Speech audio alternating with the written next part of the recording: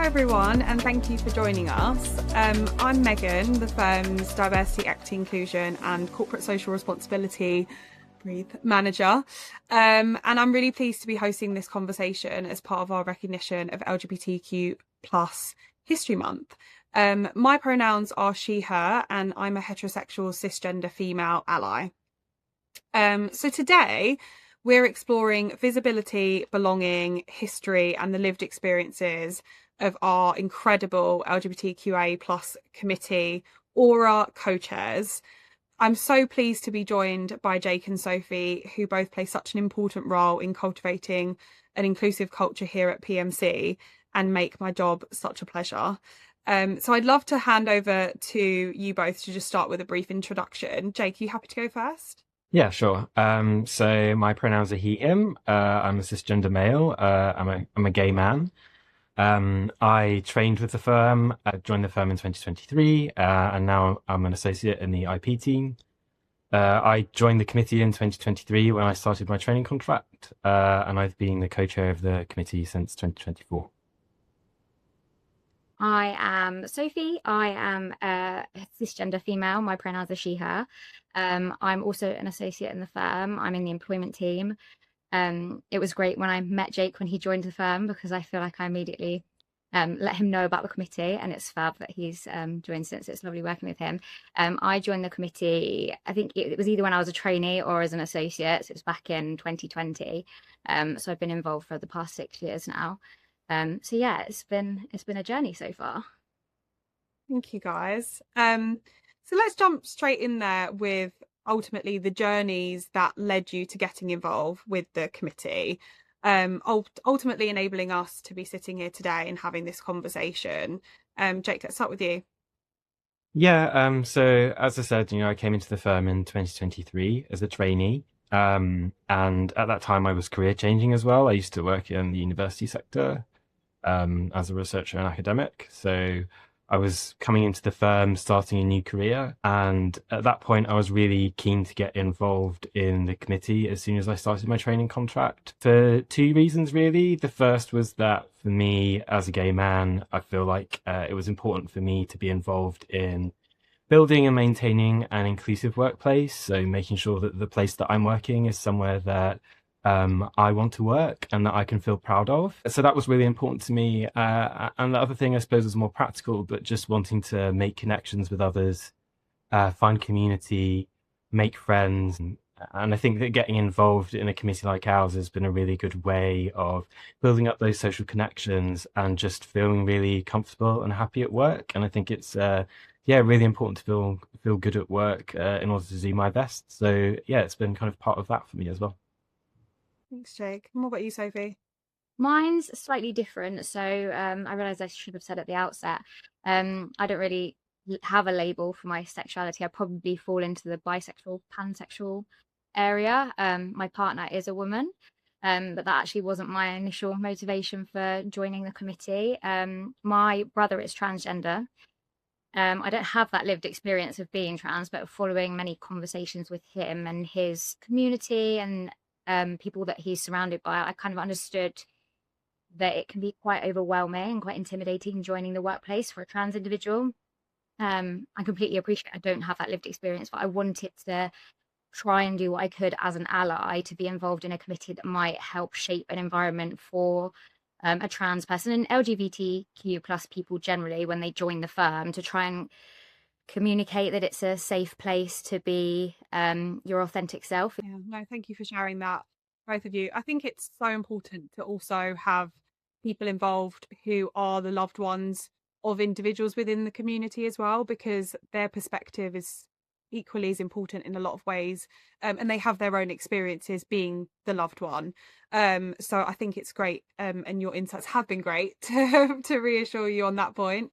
Cool. So thinking back even further now, to childhood or teenage years, I'd love to know if there were experiences or people that helped shape the values that you carry with you today, either as a person or as a lawyer.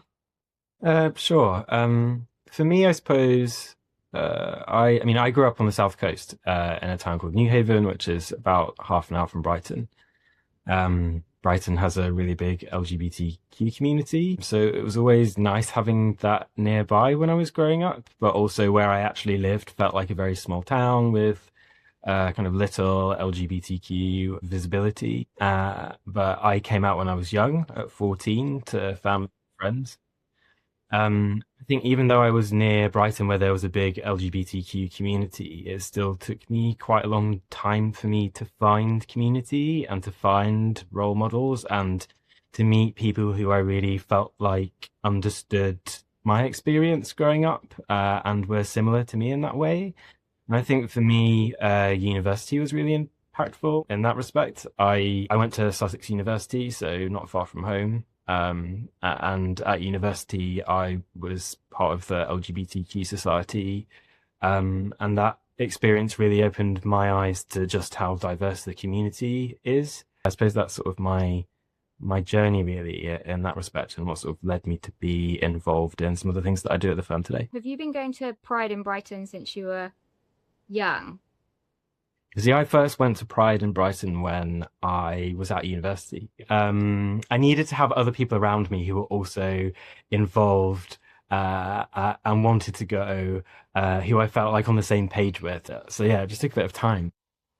It's so underrated, actually, by how important a community is in making people feel safe and supported. I actually didn't come out until I was in my probably mid to late 20s.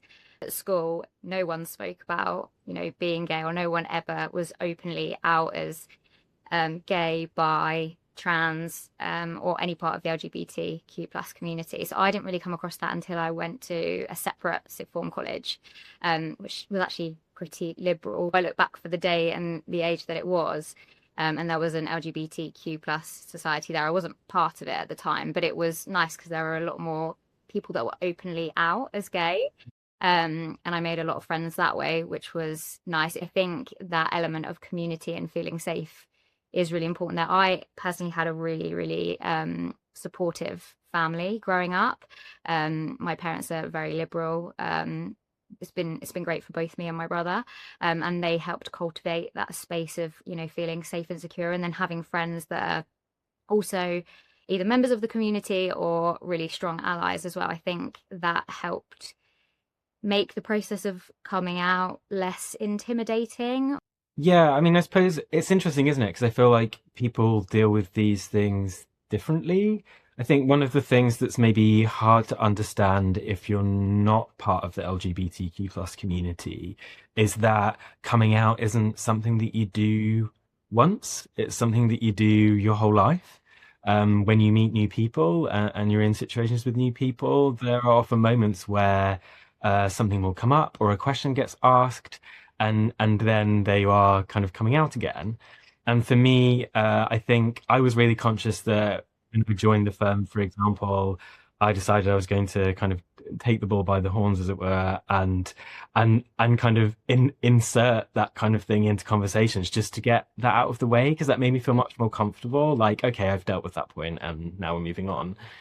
So I would talk about my partner. My partner's called Dan. I would mention Dan in a conversation with someone now if I were doing this, meeting someone new in the workplace. Just as a way of kind of like me feeling like, okay, I'm free of that now, so we can move on. But yeah, I think people deal with these sorts of things in different ways, and that's totally okay. It's up to everyone what they're comfortable with, and so I think everyone deals with it in their own way. But it is, I think, a sort of essential part of the LGBTQ plus experience to be making decisions about those sorts of things on a fairly regular basis. Yeah. I think, like you said, it's a very individual experience in terms of how you might choose to do it, if at all.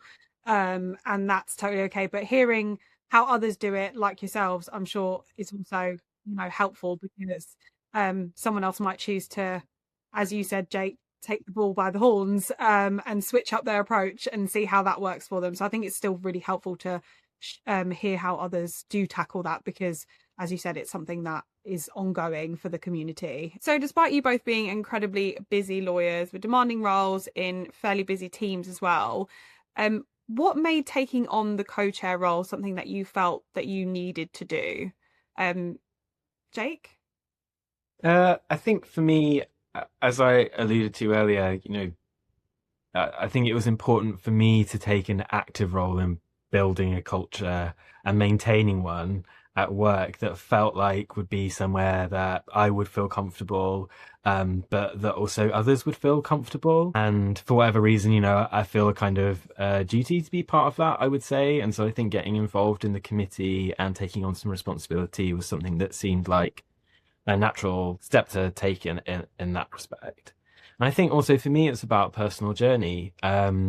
When I came into the firm, I wanted to make sure that I was pushing myself a bit to get involved in some things that weren't just legal work, but things that would help build my confidence. I would consider myself to be like naturally shy or introverted, so it's been a really good way of getting myself to have conversations with people who I might not otherwise have met. I echo all of that. I think we've got such a lovely community that we've built on the committee. Everyone's so friendly, and all of the meetings are always just, it's a good chance to have a yap, to be honest.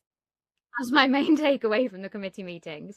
But yeah, I think it's been really great getting involved and kind of taking ownership for something. I think it's important to note, obviously, Jake and I didn't jump into co-chair roles immediately. It's not like we joined the committee and were immediately taking on that role. Before I took on the co-chair role a couple of years before Jake did. And the people that were in the chair roles before me were brilliant at what they did. So when they stepped down, I had really good kind of examples, and people that had been there before me and had done a lot of great work already. Yeah, well, and we're very lucky to have you both, to be very clear. And just on that point, actually, would you say there's anything that has empowered either of you, whether it be from the firm or in your personal journeys, that empowered you to step into that role? Because I think it is a big responsibility. I think it's important to recognize that as the co-chair, you're not meant to know all the answers, not by a long shot. And you just need to be able to make sure that you are happy to listen to other people, and happy to have conversations that might not go the way you want, or might go the way you want, or people might come to you with things you've not even considered. And I think my motivation mainly was just to keep the committee going. So I think when I stepped into the role, it was more at a point where other people had to step away due to other commitments, which is completely understandable. And I just wanted to make sure that the momentum from the committee kept going. So I was definitely stepping into it thinking, oh gosh, I really don't know, the answers to everything. Not sure if I'm made for this.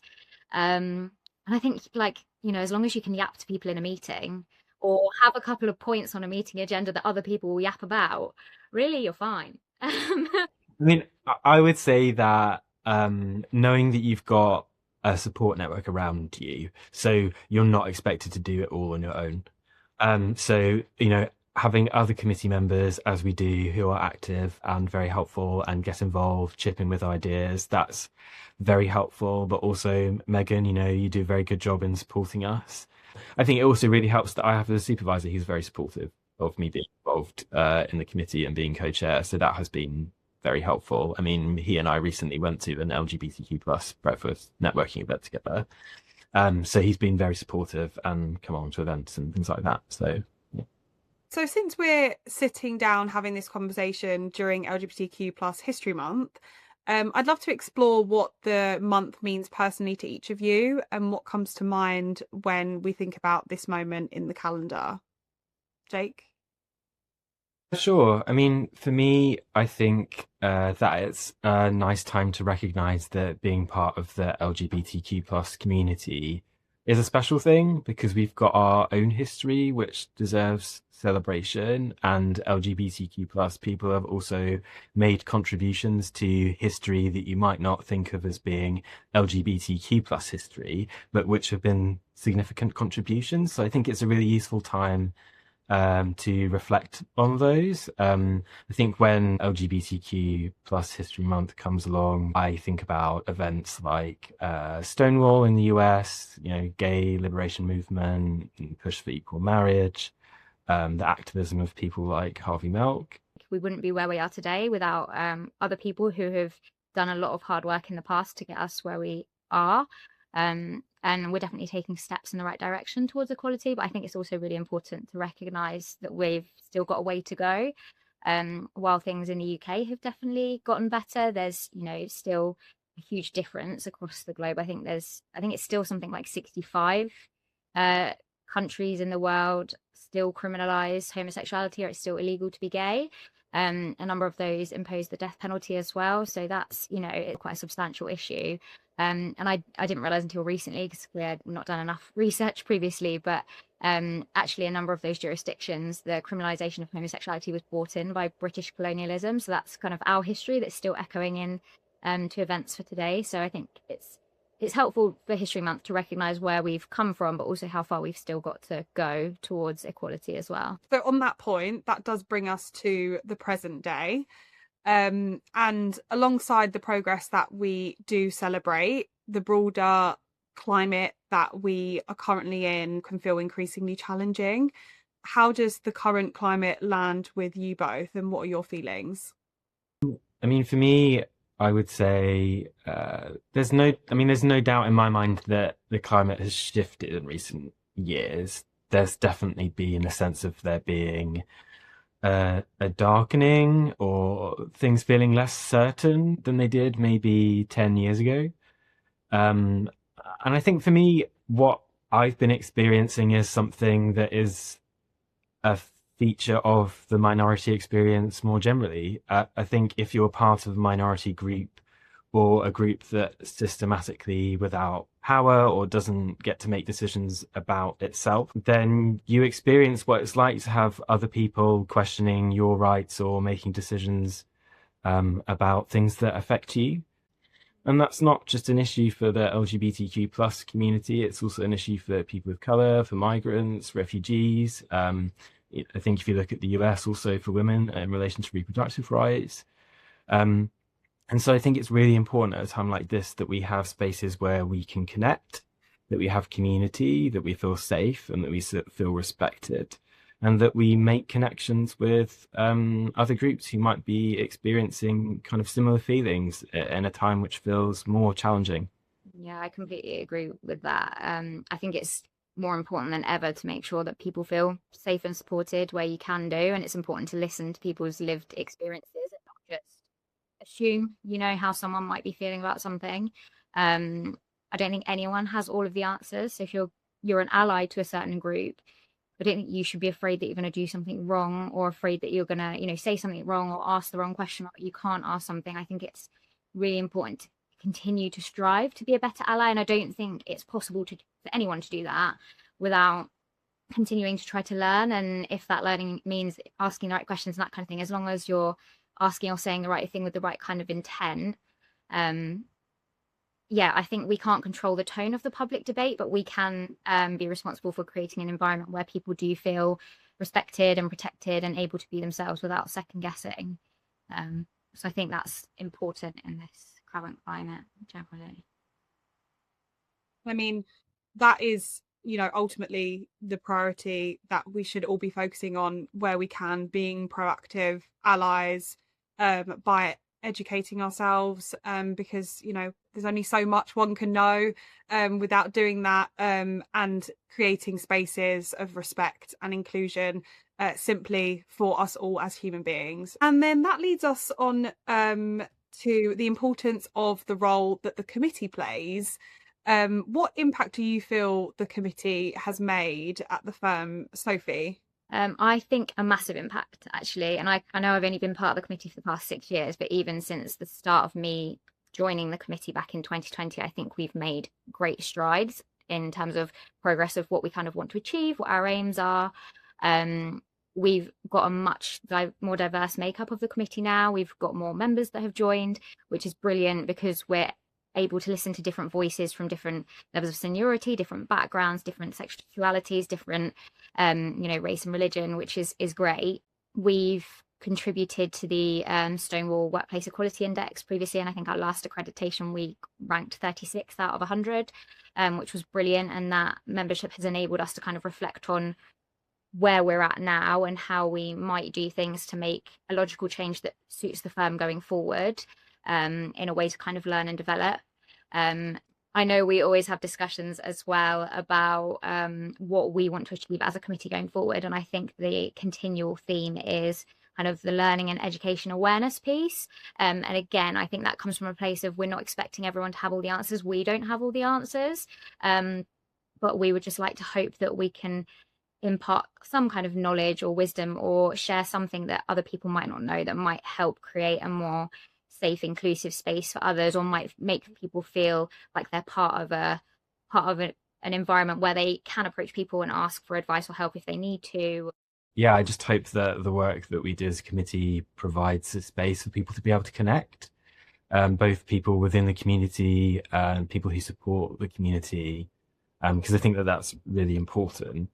And I think, the education piece has been really important for us and learning. I know that I feel like I've learned a lot just engaging with the committee and being part of it. And I think that that speaks to the fact that, we don't always have the answers, but we're engaged with the issues. And I think that that is what is so important about the work that we do. Cool. So as we look ahead then, what are your hopes for the committee over the next year or so? I really want us to continue focusing on the intersectionality element. I would really like to do some joint events with some of the other committees that the firm's got, and just get more involved across a range of spectrums, I think. I also want to continue strengthening the visibility across the firm so that kind of people feel themselves as being represented, and hopefully get some more committee members as well. If anyone wants to join, please do reach out. We would love for any new members to join us. I think for me, I'd really like to keep supporting junior colleagues and people who are joining the firm, just because I think I recently went through that experience, and I want to be part of giving others the same welcoming open arms that I was given when I joined the firm. So that's important to me. I think, just continuing to find ways to make sure that people feel connected, to put on events that might give people moments of joy, as well as kind of interesting or thoughtful kind of pieces for them to think about. And as always, rainbow cake. It's a staple for us here, so has to get a mention.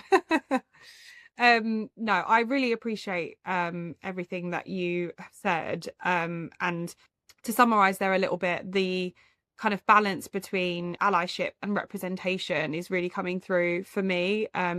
You both sitting here having this conversation, and being that representation and those role models is hugely important. But it's equally as important for the allies who might listen to this conversation to go away and maybe do something different, make a small change, or read some of the content the committee's produced, or join. Well, thank you so much both for sharing everything that you have today. It was so much fun and really great to kind of touch on those important topics. So thank you for your openness and ultimately your leadership, and thank you to everyone else for listening. Anything from you both? I think we have a thank you for you as well. You do a lot for the committee, and we probably don't say it enough. So yeah, thank you for everything you do to help us out. Thank you. Well, I think on that note, one only thing left to say is happy LGBTQ+ History Month, everyone. Happy LGBTQ+ History Month.